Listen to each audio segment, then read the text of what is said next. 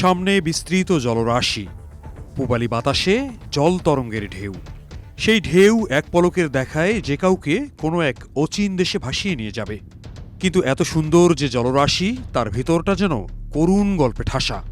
লাখো দরিদ্র মানুষের চাপা আর্তনাদ, যে আর্তনাদের কারণ ফাঁসির মঞ্চ থেকে অলৌকিকভাবে বেঁচে ফেরা দেশের আলোচিত এক নেতা, যাকে হাওড়াঞ্চলের মানুষ দেবতার মতো সম্মান করে।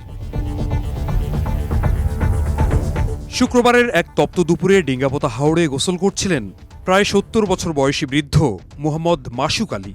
গ্রামের নাম তেঁতুলিয়া, উপজেলা মোহনগঞ্জ, জেলা নেত্রকোনা। জ্ঞান হবার পর থেকে এই হাওড়ের মাছ ধরে জীবিকা নির্বাহ করেন তিনি। তবে এবার তাতে হঠাৎ বাধা পড়েছে।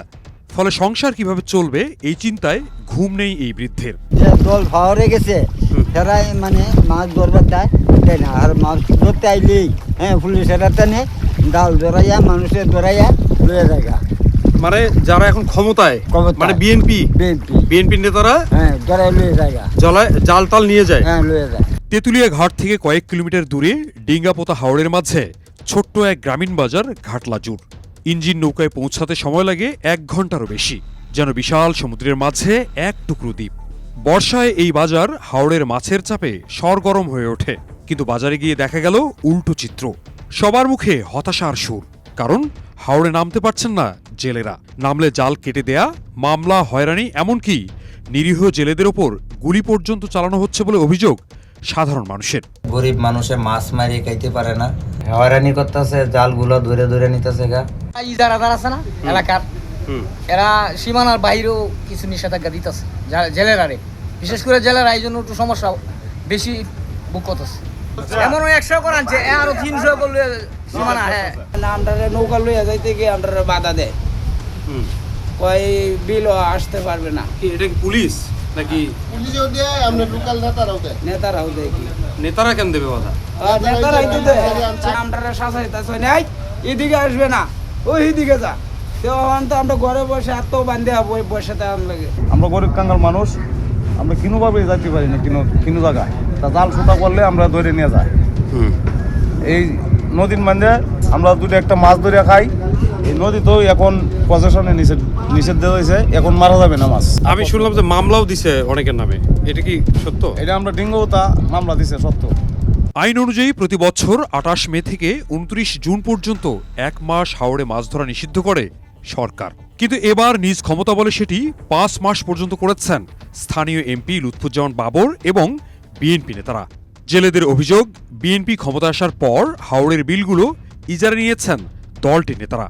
এরপর বাবর এবং মোহনগঞ্জ উপজেলা বিএনপির সভাপতি সেলিম কারনায়ন সহ অন্যরা হাওড় জুড়ে মাছ ছেড়ে দিয়েছেন। পানি নেমে গেলে এই মাছ জমা হবে বিলে, ফলে পকেট ফুলে ফেপে উঠবে স্থানীয় বিএনপি নেতাদের। আর কদিন পরে যে আপনি একটা নালা দিয়ে মাছটা যাইব, যে হেরা দেখিয়া সংশোধন দিব। আচ্ছা, মানে হেরা ক্ষমতা হেরাই নিব আর কি। অভিযোগের বিষয়ে জানতে চাওয়া হয় মোহনগঞ্জ উপজেলা বিএনপির সভাপতি সেলিম কারনায়নের কাছে।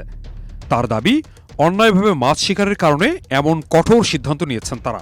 এমনকি প্রধানমন্ত্রীর সিদ্ধান্তে এটি হচ্ছে বলেও দাবি করেন তিনি। আমি বা আমাদের আপনার লোকজন, আমার লোক কারা, এটা গভর্নমেন্টের সিদ্ধান্ত। এটা প্রাইম মিনিস্টার সহ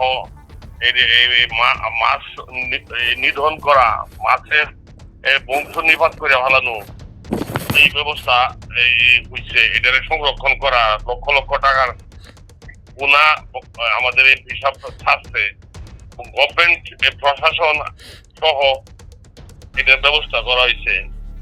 আমাদের লোকজন সরাই তো সুন্দর না। আইন অনুযায়ী হাওড় ইজারা দেবার নিয়ম নেই। উন্মুক্ত জলাশয়ে মাছ শিকারের অধিকার সবার, কিন্তু হাওড়ের বিলগুলো ইজারা দেয় জেলা প্রশাসন। তবে ইজারার প্রধান শর্ত, সংশ্লিষ্ট ব্যক্তিকে প্রকৃত মৎস্যজীবী হতে হবে। কিন্তু দেখা যাচ্ছে ডিঙ্গাপোতা হাওড়ের বিল যারা ইজারা নিয়েছেন তারা কেউই মৎস্যজীবী নন, বরং ক্ষমতার জোরে যে তারা সেটি ইজারা পাচ্ছেন এটি স্পষ্ট। হাওড়ের জেলেরা কেন মাছ ধরতে পারছেন না, এ বিষয়ে জানতে চাওয়া হয় নেত্রকোনার জেলা প্রশাসকের কাছে। এখন তো এই মুহূর্তে কোনো নিষেধাজ্ঞা নাই, কিন্তু ওরা প্রাইম মিনিস্টারের দোহাই দিচ্ছেন, বলছেন যে জেলা প্রশাসন থেকে আমাদের নির্দেশ দেওয়া আছে যে নির্দেশনা তো একটা চিঠি থাকবে না, নির্দেশনা তো বললেন চিঠি দাও, নির্দেশনা দেওয়া আছে। অভিযোগের প্রধান তীর যার দিকে, সেই লুৎফুজ্জামান বাবরের ফোনে একাধিকবার চেষ্টা করেও তার মন্তব্য পাওয়া যায়নি। তবে তার ব্যক্তিগত সহকারী রাজুর দাবি, স্থানীয় জেলেদের ভাগ্য বদলে দিতে লুৎফুজ্জামান বাবর হাওড়ে মাছ ছেড়ে দিয়েছেন। হাওড়ের পানি নেমে গেলে সেই মাছ সবাই ধরতে পারবেন বলে দাবি তার। হাওড় অঞ্চলের মানুষদেরকে আর্থিকভাবে সচ্ছল করার জন্য এই প্রকল্পটা নেওয়া হয়েছে। স্যার নিজে থেকে এখন পর্যন্ত নিজে থেকে প্রায় 30 লাখ টাকার উপরে মাছ ছাড়ছে। এই মাছটা যদি 3-4 মাস পরে 1-1.5 কেজি হয়ে যায়, আজকে যেটা 10 টাকা 20 টাকা মাছ, সেটা কিন্তু প্রায় 300 টাকা 400 টাকা 500 টাকা কেজি। তাহলে তখন লাভবান হবে না এখন লাভবান হচ্ছে বলেন? মাছ বিক্রির পয়সাটা কি মানে সবাইকে দেওয়া হবে, স্থানীয় মানুষদেরকে? হ্যাঁ হ্যাঁ হ্যাঁ, সবাইকে দেওয়া হবে। প্রায় 8,000 হেক্টরের বিশাল জলভূমি এই ডিঙ্গাপোতা হাওড়, যার বিস্তৃতি নেত্রকোনার মোহনগঞ্জ, খালিয়াজুড়ি এবং সুনামগঞ্জের ধর্মপাশা উপজেলা পর্যন্ত। শুষ্ক মৌসুমে হাওড়ে ফসল ফলান স্থানীয় মানুষ। তবে বন্যাসহ নানা প্রাকৃতিক দুর্যোগে ফসলহানির কারণে স্থানীয় মানুষের অবস্থা এখন বেশ শোচনীয়। এখন হাওড়ের নিজ জমিতে মাছ শিকার করতে না পেরে আরও ভয়াবহ বিপদে পড়েছেন স্থানীয় দরিদ্র মানুষ। আশরাফুল ইসলাম রানা, ভিশন 24, নেত্রকোনা।